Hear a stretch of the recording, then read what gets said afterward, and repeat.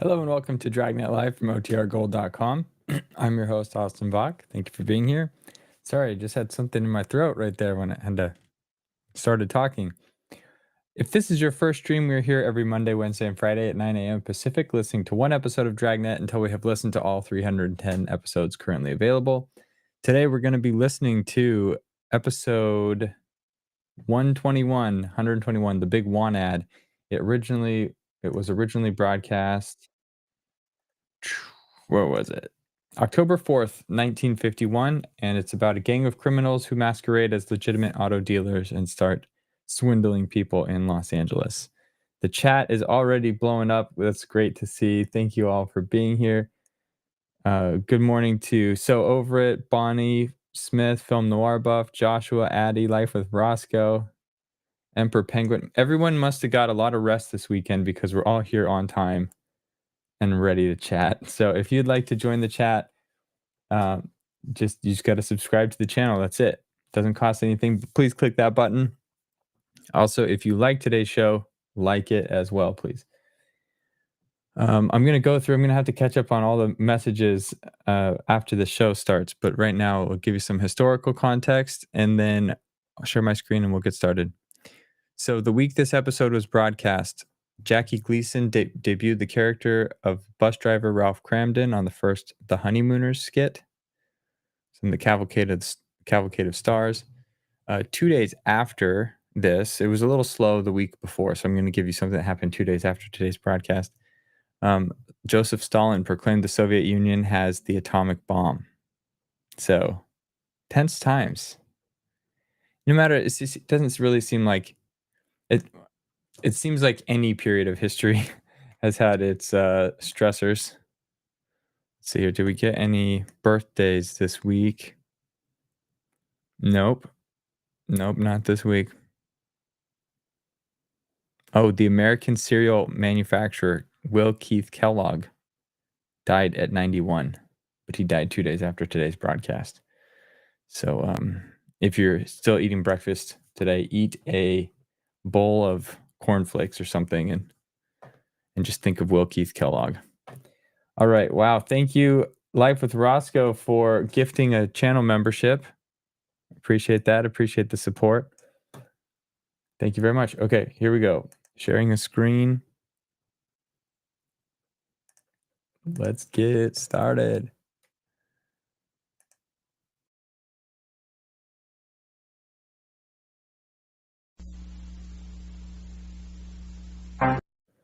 Oh, let me say real quick.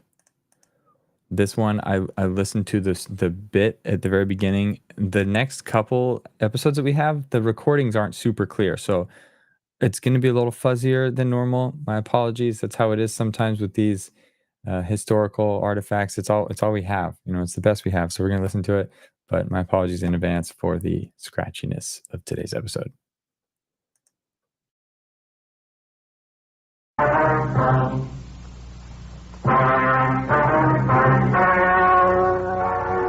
story you're about to hear is true. The names have been changed to protect the innocent.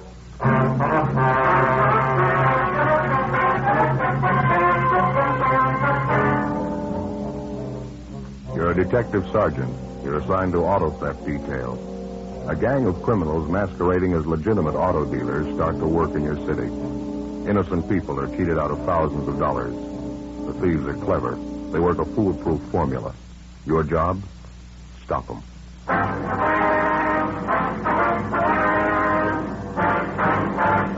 Dragnet, the documented drama of an actual crime. For the next 30 minutes, in cooperation with the Los Angeles Police Department, you will travel step by step on the side of the law through an actual case transcribed from official police files. From beginning to end, from crime to punishment, Dragnet is the story of your police force in action.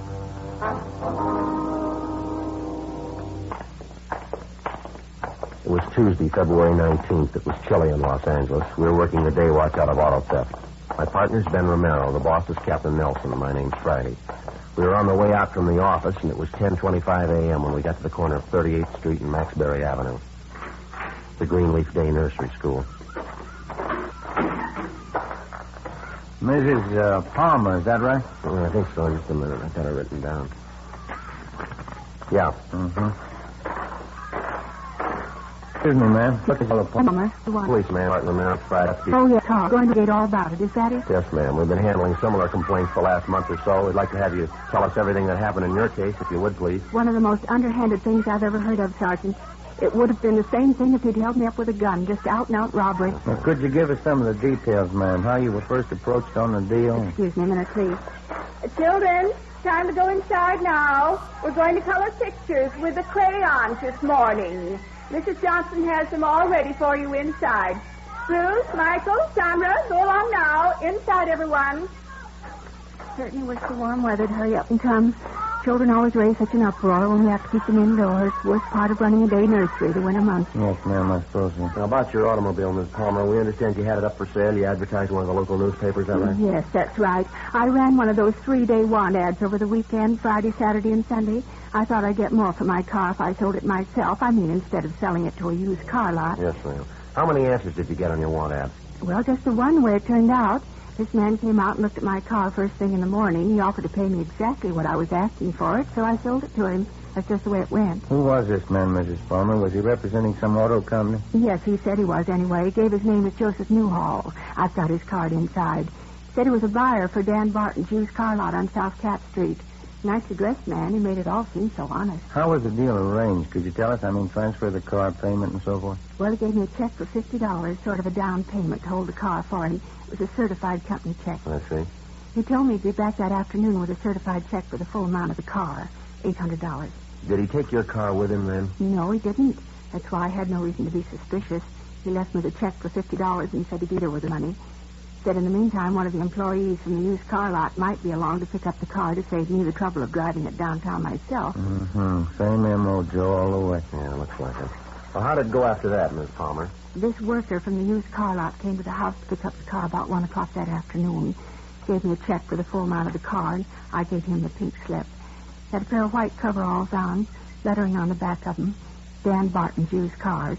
Looked like a typical mechanic or something. I wasn't the least bit suspicious. Mm-hmm.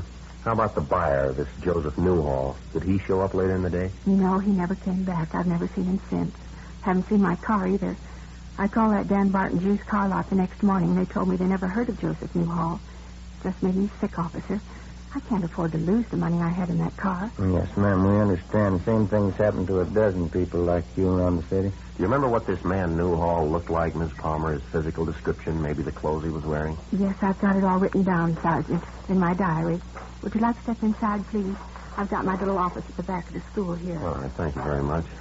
I always make a record of everything in my diary. I've kept one ever since I was a girl in college, every day. I suppose you've got all the information on your car, the make, license number, things like that? Oh, yes, indeed. I got everything together I thought might help you. Right up these stairs, please. Thank you. Go ahead. How about the description of the man in overalls, the one who came to pick up your car? Would you remember him, ma'am? Yes, I've got that for you, too. Everything I thought would help. Just have a seat there, officers. I've got the things in my desk here. Thank you, Miss Right Palmer. ahead. Thank you. I wouldn't mind the whole thing so much, but as I say, I can't afford to lose the cash I had tied up in my car. That seems to be the way the thieves operate, ma'am. They've been cheating the people who can least afford it. Terrible thing, just out-and-out robbery. There you are, Sergeant. Mm-hmm. Thank you, ma'am. There's the description of my car, license number, all the rest. Yes, I see. And here's the description of the two men. That Joseph all the coveralls who picked up my car. Have you got that deposit check Newhall gave you, Miss Palmer, the check for $50? Right here, Sergeant. I saw that company about it, Dan Barton's used car lot. It's a forgery. Not worth the paper it's printed on. Mm-hmm. Have a look, Joe. Yeah, thanks. Same as the other. One thing I don't understand, how those crooks get these checks to begin with. Did they steal them? No, ma'am. We figured they had them printed up. We're still trying to find out where. Well, you know what the men look like. You'll be able to find them now, won't you? Only wish it worked that way, ma'am. We've had good descriptions on both men for a month now. Hasn't helped too much. I don't understand it at all. As I say, they're only common crooks. They can't be that smart, can they? Well, there's only one way we can judge. We've been hunting every day for a month now. Yes? There's still... In the space of 33 days, the auto theft gang had victimized a dozen private citizens throughout the city. In each instance, the approach and the method of operation had been the same. The front man for the gang would personally answer a want ad inserted in a local newspaper by a private citizen advertising the sale of his automobile. The front man would represent himself falsely as a buyer for Dan Barton's used car lot, a well-known and legitimate used car dealer. He'd offer to pay exactly the sale price which the private party was asking. As a deposit, the so-called buyer would leave a counterfeit company check for $50 or $100 with a promise that he would return later in the day with a certified check for the full amount.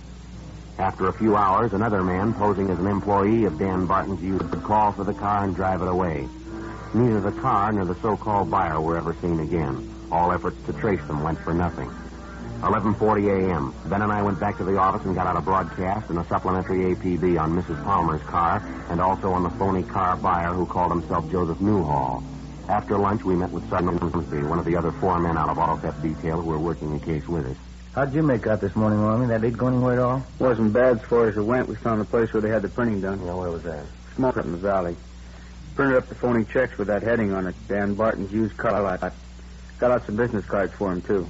What was the name? Did you find out? Yeah, same one, Joseph Newhall. He ordered the checks and the business cards.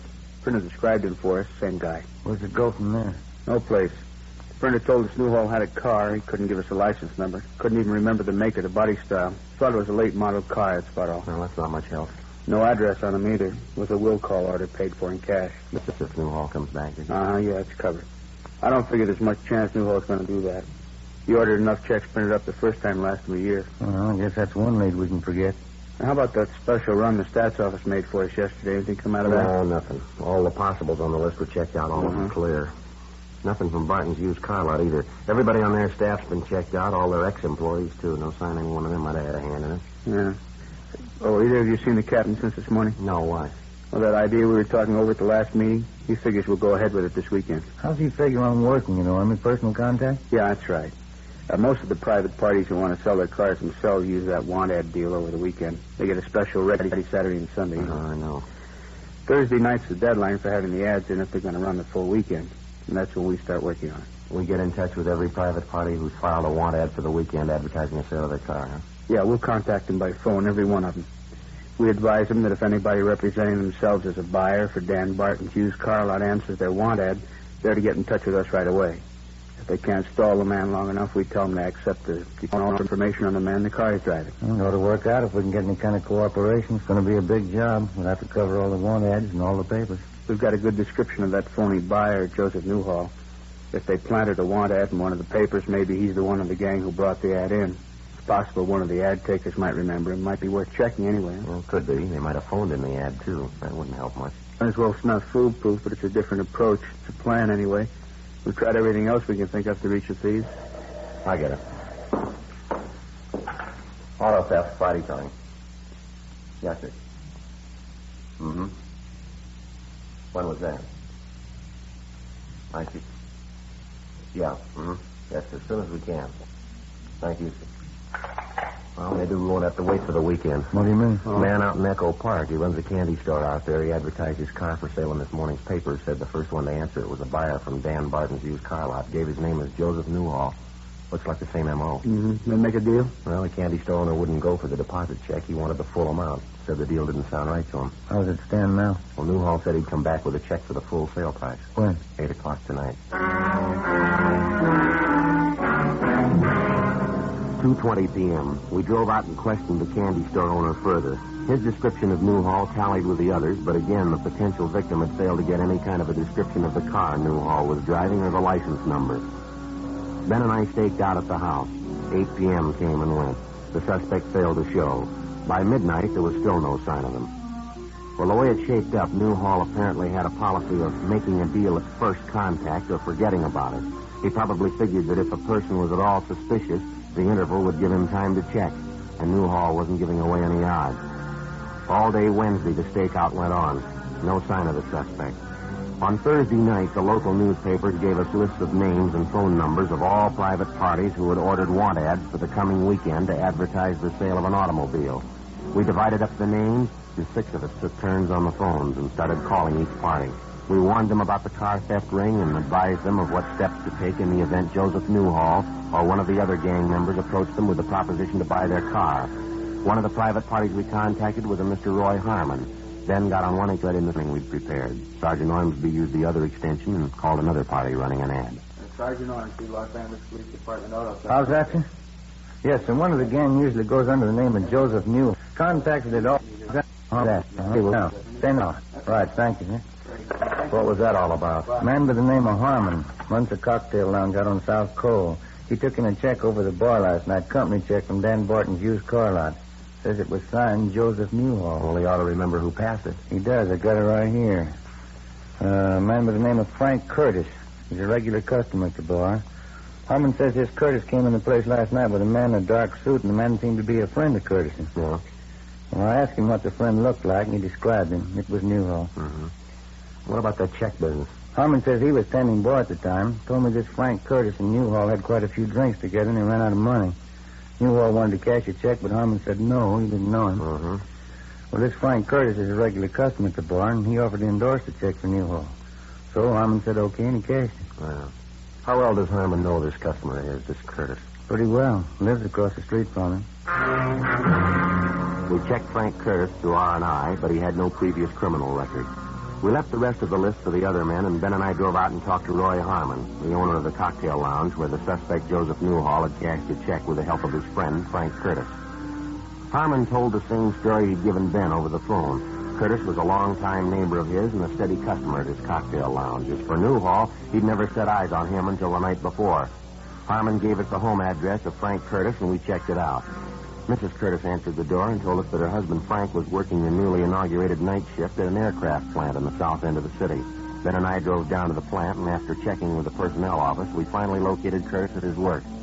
He was an assistant foreman in one of the aircraft assembly shops. The truth, Sergeant Romero. The last time I saw Newhall before the years ago.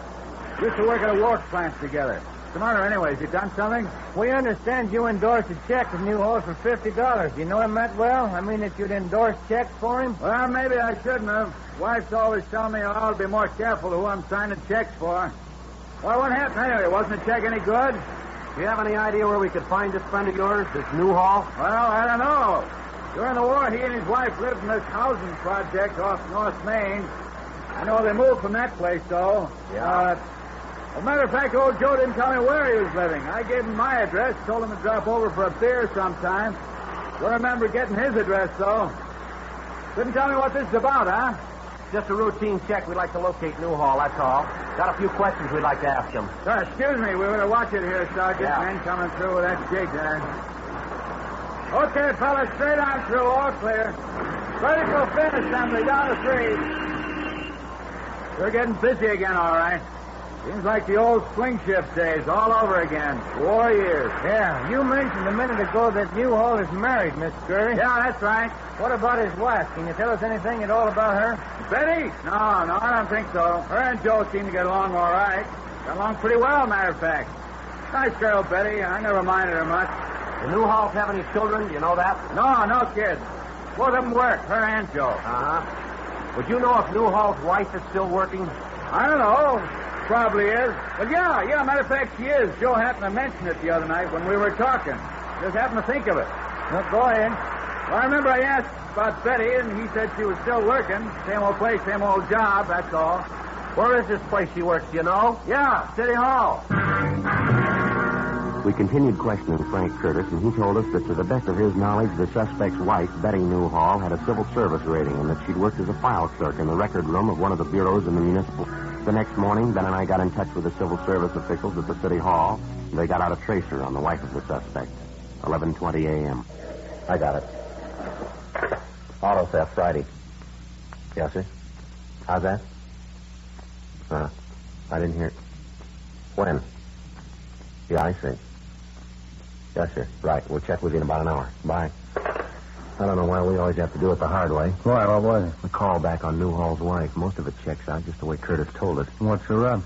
Betty Newhall quit her job a month ago. Hasn't been around, hasn't been seen since. Civil service can't even contact her. What's the deal? She moved. No forwarding address, not a trace of her.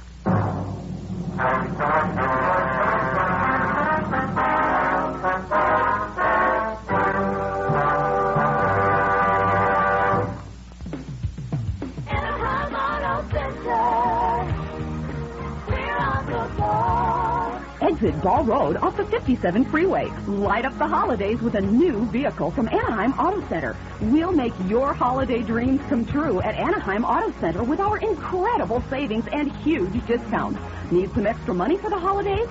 Come to Anaheim Auto Center today and save thousands. We have a great selection of new vehicles and unbeatable service.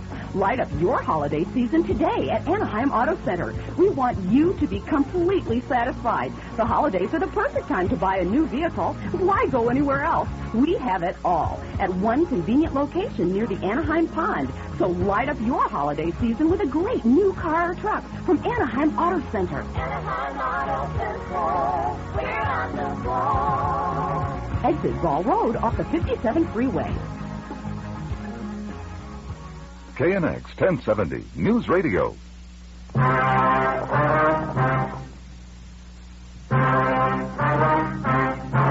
Saturday, February 23rd. The strongest lead we'd had to the auto theft gang began to fade. Mrs. Betty Newhall, the wife of our principal suspect, wasn't to be found. We checked out all her known friends and relatives, the places she was known to frequent.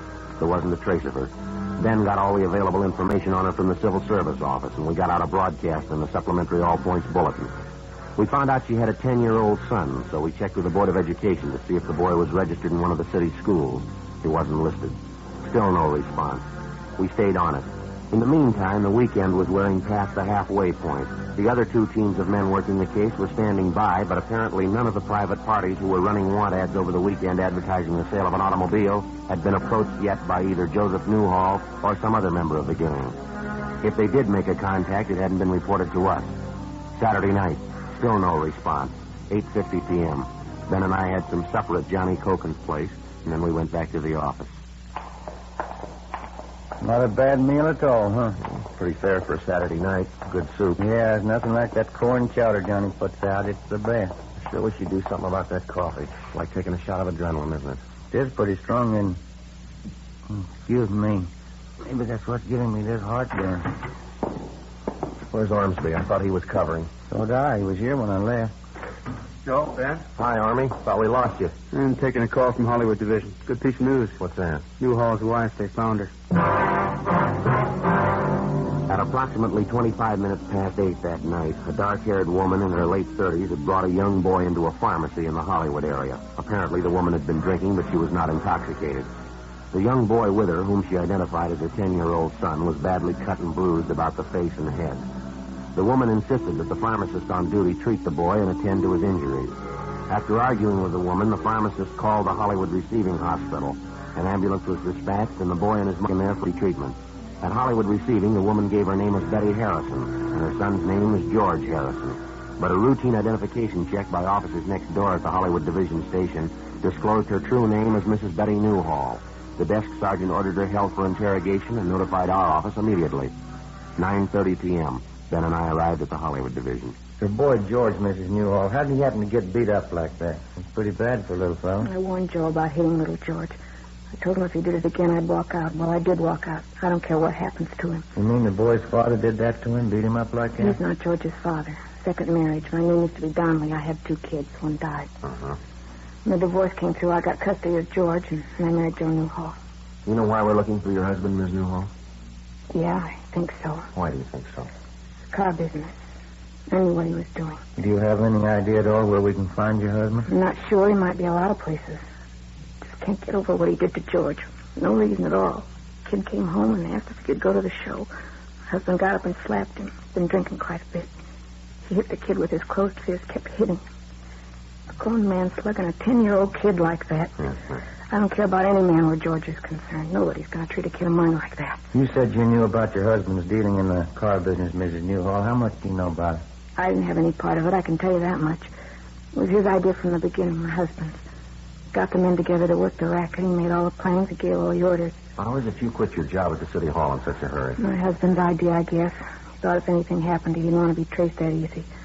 Then he had to go and get drunk that night. Cash that check. He always did stupid things like that. Mm-hmm. How about the gang your husband has working with him, Ms. Newhall? Can you tell us anything about them? Yes, I can. 3 fellows working with him I know of. Deadman and Curly Reese and Jack Whitmore. Uh-huh. Maybe there's someone else besides them, but I don't know of. You know where these men live, ma'am? Where we can find them? I think I do, yeah. I got the addresses at home. By this time, they're probably on there. You know the places they were supposed to be staying. Yeah, I got the addresses at home. How about the cars they got on this deal they were working? What are they doing with them? Do you know that? I don't know for sure. They were moving them east, I think, selling them back there. Yes, ma'am. I used to always get that the marriage of Dorothy Hamp could be for... No. Even they didn't like kids. They didn't want to have a home. Why'd they have to be that way?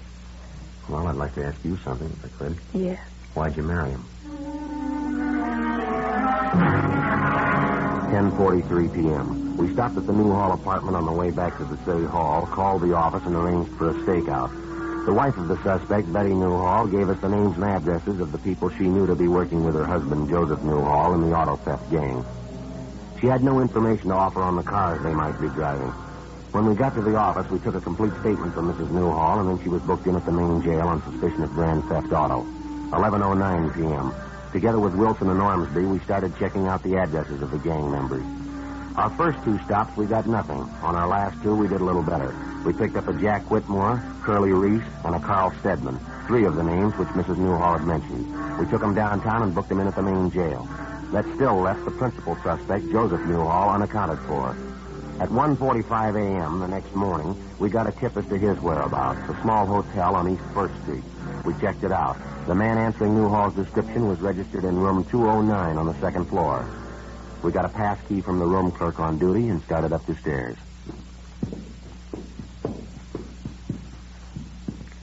209. Down this way, Joe. All right. Yeah, 7. Here we are. Mm-hmm. See if we can get a rise. Huh? Yeah. Yeah, who is it?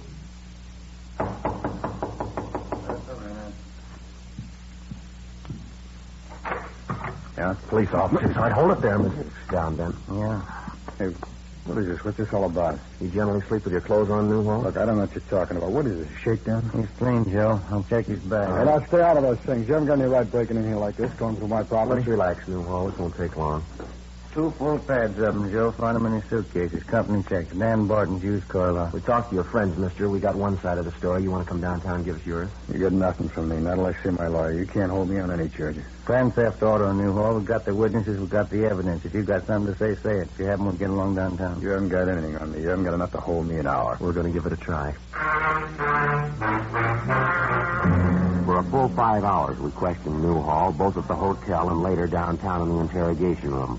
And after 5 hours of questioning, he finally broke and admitted being the mastermind behind the auto theft racket. Your true name is Joseph Willard Newhall, is that right? Yeah, that's it. Now, you can't blame the whole setup on me, though. My wife had a hand in it just as much as I did. Well, we've already got her statement. You want to give us yours? And she's just as much to blame as I am. We didn't hurt anybody anyway. It's just a con deal, that's all. We didn't hurt anybody. How do you figure that? Well, just a simple con deal. People advertising their cars for sale are trying to cheat out a few bucks for themselves. We just outfigured them, that's all. You ready to dictate a statement for us? You know, we outfigured you two. You'd never have reached us if it wasn't for my wife. We'd reach you. Not in 30 years you wouldn't. Where'd you go in circles? Just one hitch. My wife and that stupid kid of hers. Just because I slapped him around a little, I wouldn't be here if it wasn't for that. Well, you better learn a lesson, mister. Why? Next time you fight, don't pick a 10-year-old.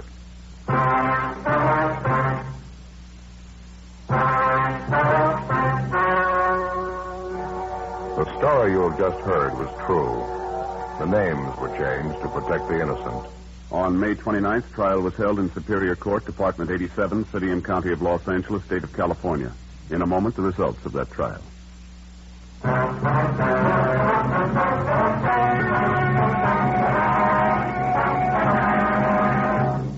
A check of his fingerprints revealed that Joseph Newhall's true name was Joseph Orrin Henderson, and that he had a previous record of forgery and burglary in the state of South Carolina. Henderson, alias Newhall, was tried and convicted along with his associates in the auto theft gang on 8 counts of grand theft and forgery of a fictitious check. They received sentences as prescribed by law. Grand theft is punishable by imprisonment for not less than 1 or more than 10 years. Forgery of a fictitious check is punishable by imprisonment in the county jail for not more than 1 year or in the state penitentiary for not more than 14 years. The wife, Betty Newhall, was convicted as an accomplice and was sentenced to serve 1 year in the county jail. Ladies and gentlemen, our security and the peace of the world are in danger while hundreds of millions behind the Iron Curtain are victims of vicious lies about the United States and other free nations. Join the crusade for freedom through your local crusade committee or by writing to General Clay, Empire State Building, New York City. Make a contribution to its work. Help truth fight communism. Join the crusade for freedom.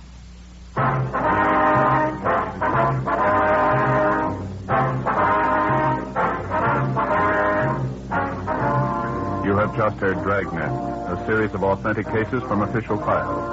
Technical advice comes from the Office of Chief of Police W.H. Parker, Los Angeles Police Department. Fatima Cigarettes, best of all king-size cigarettes, has brought you Dragnet, transcribed from Los Angeles.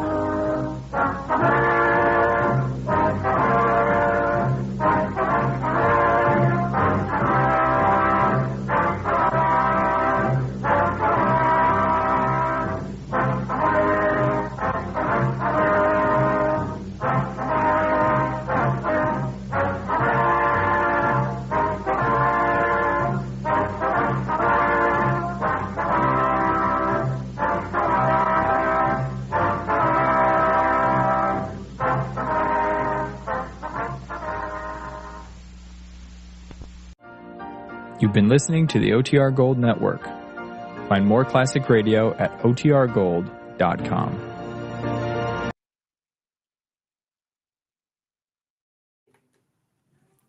Well, I hope you enjoyed that episode. I noticed at the end they played the music, the Dragnet theme, a little bit extra, and I always wonder what happened. Was the script shorter than normal? Did the actors read it faster than normal? Did they have to cut something at the last minute?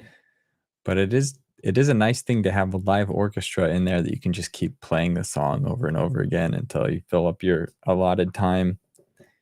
And also got to be pretty stressful to be managing live radio that whole time. Like, you always have to be playing something. You always have to be, something's always got to be going out on the air. So if something happens to your live show, you got to just roll with it and do something. Go to commercial.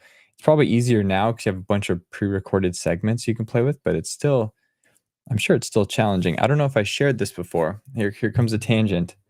In college, one of my jobs, or one of the jobs that I got, was working for the student-run broadcast news organization, and they would run a live news show every day at 11 that would go out on the school's television network as well as the local public television channel.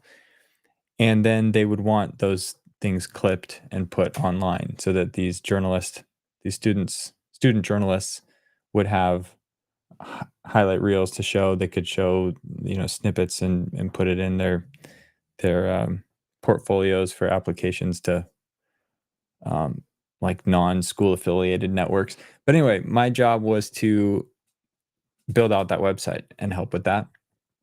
But the coolest thing about that job was that I was working in the newsroom every day, so there was always chaos around me. But I wasn't affected by any of their deadlines because I didn't have some like live, it's got to go up by X time. So I could just kind of peek into the control room and see all the different cameras, and they had a director that was there saying like, cut to camera 1, cut to camera whatever. And then you could see what happened, like the chaos that would happen when someone's mic would go out and they couldn't hear an anchor, and then they're just quickly trying to get the prompt changed so that the second anchor can read what was supposed to be read by the first anchor. And I was glad that I wasn't like affected by any of that chaos, but it was really cool to see. And I'm sure it was equally hard, or probably more difficult before when everything was live. So end tangent, but I have respect for people that put on live productions because it can be chaos.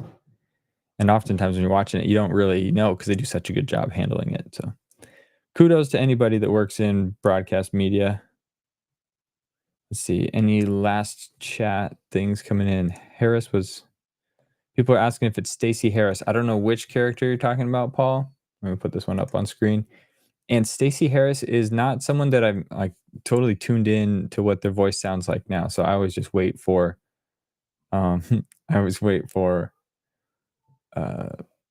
Roscoe or somebody else that knows more to do it. to confirm if that's Stacey Harris or not. Harris was a regular on This Is Your FBI.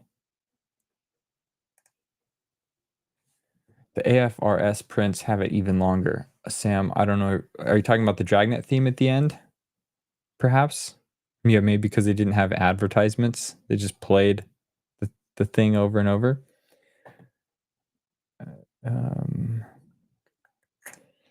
OTR Gold. Any F-bombs on the student run? Or no, not while I was there. This was a student. So I went to school at Brigham Young University in Utah. So it's a church affiliated school. So there weren't any F-bombs, at least that I was aware, but there was still craziness.